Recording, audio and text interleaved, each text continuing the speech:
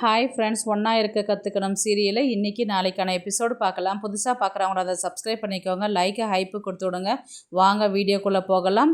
நேற்றுக்கு எபிசோடு எதில் முடிச்சிருப்பாங்கன்றது பார்த்தீங்கன்னா, இந்திரா வர வண்டியை வந்து பஞ்சர் ஆகிட்டுருக்கோம். அவங்க வண்டி தள்ள முடியாது தள்ளிட்டு வருவாங்க.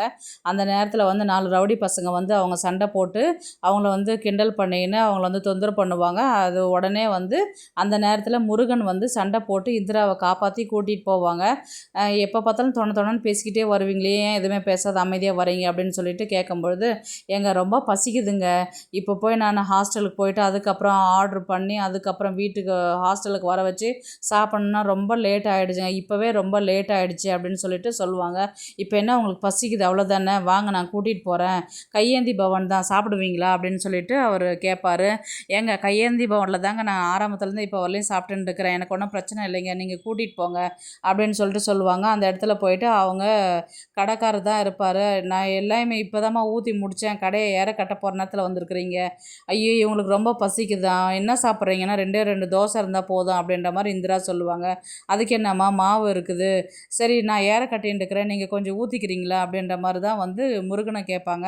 அதுக்கு என்ன நான் ஊற்றிக்கிறேன் அப்படின்னு சொல்லிட்டு அவங்க 2 தோசை ஊற்றிட்டு கொடுத்து விடுவாங்க. அதுக்கப்புறம் முட்டை இருக்கிறது ஏன் நீங்கள் சொல்லவே இல்லை அப்படின்னு சொல்லிட்டு கேட்டதுக்கு, அதுக்கு என்னப்பா இப்போ போட்டு சாப்பிட்டுக்கோ அப்படின்ற மாதிரி தான் சொல்லுவார். இவர் ஆஃப் பாயில் போட்டு சாப்பிடுவாங்க. ஆல்ரெடி இவங்க வீட்டில் வந்து முட்டைன்றது சாப்பிட மாட்டார் இல்லைங்களா, அதனால் ஆஃப் பாயில் போட்டு சாப்பிடுவாங்க. எனக்கு இன்னொன்று வேணும்னு சொல்லிட்டு 2-3 சாப்பிடுவாங்க இந்திரா. இவங்களும் முருகனும் வந்து பரவாயில்ல இவ்வளோ சாப்பிட்றாங்களே அப்படின்னு சொல்லிட்டு அவர் ஒரு மாதிரி பார்ப்பார். அதுக்கப்புறம் சாப்பிட்டுட்டு கை கழுவிட்டு காசு கொடுக்கணும், எவ்வளோ ஆச்சு அப்படின்னு கேட்டதுக்கு 150 ரூபா ஆச்சு அப்படின்னு சொல்லுவாங்க. நான் கொடுக்குறேன் இருங்க, நான் பசிக்குதுன்னு சொன்னதுனால தானே நீங்கள் கூட்டிகிட்டு வந்தீங்க, நானே காசு கொடுக்குறேன் அப்படின்னு சொல்லிட்டு அவங்க இந்திரா சொல்லுவாங்க. உடனே முருகன் வந்து நான் இங்கே ரெகுலராக சாப்பிட்ற கடை தான், ஒன்றும் பிரச்சனை இல்லை, நானே கொடுத்துக்கிறேன் வாங்க அப்படின்னு சொல்லிட்டு பேசிக்கிட்டே வண்டியில் வரும்போது, உங்கள் வீட்டில் யார் இருக்கிறா, நீங்கள் என்ன பண்ணுறீங்க, என்ன படிச்சிருக்கிறீங்க, உங்களுக்கு எத்தனை பேர் இருக்கிறாங்க, உங்கள் அம்மா என்ன பண்ணுறாங்க, உங்கள் அப்பா என்ன வேலை செய்கிறாங்க, இதெல்லாமே வந்து முருகன் வந்து இந்திரா கிட்ட கேட்டுன்னு வருவாங்க. அப்போ தான் இந்திரா வந்து சொல்லுவாங்க, அப்பா தான் நிறைய ஸ்டார்டிங்கில் பிஸ்னஸ் பண்ணாங்க, அதெல்லாம் லாஸ் ஆனதுனால இப்போ செக்யூரிட்டி வேலைக்கு போகிறாங்க, தம்பி ஒன்று தங்கச்சி ஒன்று, அவங்கள நான் தான் படிக்க வச்சுட்டு இருக்கிறேன், அம்மா இல்லை அப்படின்னு சொல்லிட்டு சொல்லுவாங்க. ஐயோ தப்பாக நினச்சிக்காதீங்க, சாரிங்க அப்படின்னு சொல்லிட்டு முருகன் சொல்லுவார். அதனால் என்னங்க பரவாயில்ல, நீங்கள் என்ன படிச்சிருக்கிறீங்க அப்படின்னு சொல்லி கேட்டதுக்கு, நான் எதுவும் படிக்கலைங்க அப்படின்னு சொல்லிட்டு முருகன் சொல்லுவார். அப்போ ஆரம்பத்தில் வந்து பண பிரச்சனையினால் படிக்காத விட்டுட்டிங்களா அப்படின்னு சொல்லிட்டு கேட்பாங்க.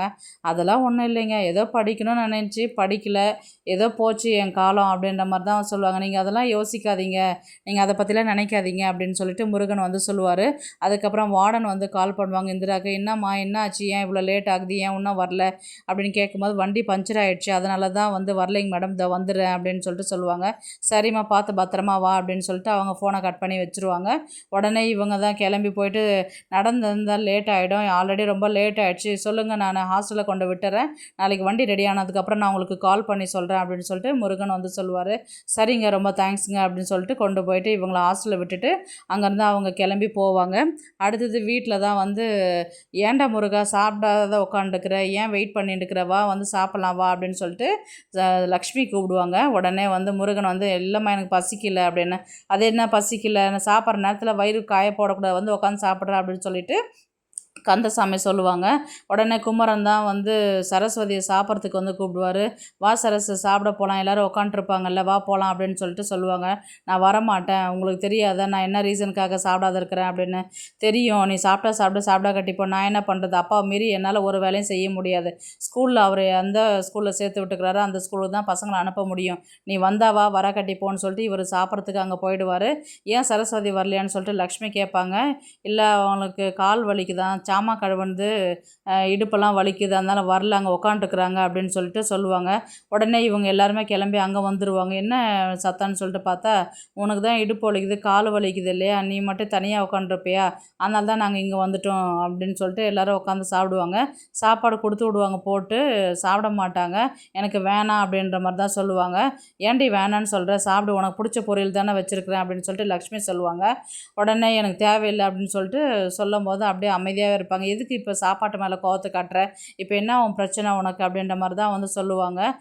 என்ன முதலாளி எதுவுமே தெரியாத மாதிரி கேட்குறீங்க அப்படின்னு சொல்லிட்டு சரஸ்வதி கேட்பாங்க. என்னப்பா உன் பிரச்சனை அப்படின்னு சொல்லிட்டு அவர் கேட்பாரு. இல்லை நீங்கள் ஸ்கூல் வந்து நான் பெரிய ஸ்கூலில் சேர்த்து விட சொன்னேன், நீங்கள் வந்து இந்த ஸ்கூலில் சேர்த்து விட்டீங்களே, அதான் கொஞ்சம் கஷ்டமாக இருக்குதுன்னு. நாளைக்கு பசங்க போவாங்க இல்லைம்மா, பசங்க போகும்போது இப்போ சரிப்பட்டு வந்தால் பார்ப்போம், சரிப்பட்டு வரலன்னா வேறு ஸ்கூலில் சேர்த்து விடன்னு சொல்லிட்டு லக்ஷ்மி நான் தான் சொன்னேன் இல்லடி அப்படின்னு சொல்லிட்டு லக்ஷ்மி வந்து சொல்லுவாங்க. அது பார்க்கலாம் அப்படின்னு சொல்லிட்டு இவங்க என்ன பண்ணுவாங்க, உள்ளார போயிட்டு ரூமில் போய் உட்காருவாங்க. அந்த நேரத்தில் பார்த்தீங்கன்னா குமரனுடைய ஃப்ரெண்டு வந்து ஒய்ஃபு வந்து கால் பண்ணுவாங்க. என்ன இந்திரா என்ன சரஸ்வதி உன் பசங்களை எங்கே கொண்டு போய் நீ சேர்த்து விட்டுருக்குற, அப்படி பெரிய ஸ்கூலாக, நாளைக்கு எங்கள் பசங்களோட உன் பசங்க வேனில் வருவாங்களா அப்படின்னு கேட்டதுக்கு அந்த ஸ்கூல்லாம் இல்லை, சும்மா இருக்கிற பக்கத்தில் இருக்கிற ஸ்கூலில் தான் சேர்த்துருக்குறாங்க. தெரியும் உன் மாமனார் கஞ்சம், எப்படி மனசு வந்து பெரிய ஸ்கூலில் சேர்த்துருவாங்களா, சும்மா கேட்டு விசாரிச்சுக்கிட்டு சரி சரி நான் ஃபோனை வைக்கிறேன் நான் அப்படின்னு சொல்லிட்டு அவங்க வைப்பாங்க. இவங்கெல்லாம் கிண்டல் பண்ணுற மாதிரி ஆயிடுச்சுன்னு சொல்லிட்டு அவங்க ரொம்ப ஃபீல் பண்ணுவாங்க. அப்படியே அடுத்த நாள் காலையில் வந்து பார்த்திங்கன்னா பசங்களை ரெடி பண்ணி ஸ்கூலுக்கு கூட்டின்னு போகிறதுக்காக வருவாங்க. உடனே வந்து சரஸ்வதி மறுபடியும் போயிட்டு கந்தசாமிக்கிட்ட தான் கேட்பாங்க, முதலாளி இந்த மாதிரி பசங்களை வந்து எனக்கு பெரிய ஸ்கூலில் சேர்த்து விடுங்க, இந்த ஸ்கூலில் கூட்டி விடுறதுக்கு எனக்கு சுத்தமாக விருப்பமே இல்லை, எனக்கு இங்கே படிக்க வைக்கவும் பிடிக்கல அப்படின்ற மாதிரி தான் வந்து சொல்லுவாங்க. என்னப்பா நேத்தா நான் அவ்வளோ கிளியராக சொன்னேன் இல்லை, பசங்க தான் விருப்பப்பட்டு போகிறான்னாங்க, நீ என்னவோ சின்ன பிள்ளை மாதிரி அடம் பிடிச்சிட்டு இருக்கிறிய அப்படின்ற மாதிரி தான் வந்து கந்தசாமி சொல்லுவார். உடனே முருகன் தான் வருவார். ஹாய் சித்தப்பா அப்படின்னு சொல்லிட்டு பசங்க கற்று, புதுசாக நீங்கள் ஸ்கூலுக்கு போகிறல்ல அதனால் பாக்ஸு வாட்ச் அப்படின்னு சொல்லிட்டு சண்முகமும் இவர் சதீஷும் முருகனும் வந்து கிஃப்ட் கொடுப்பாங்க பசங்களுக்கு.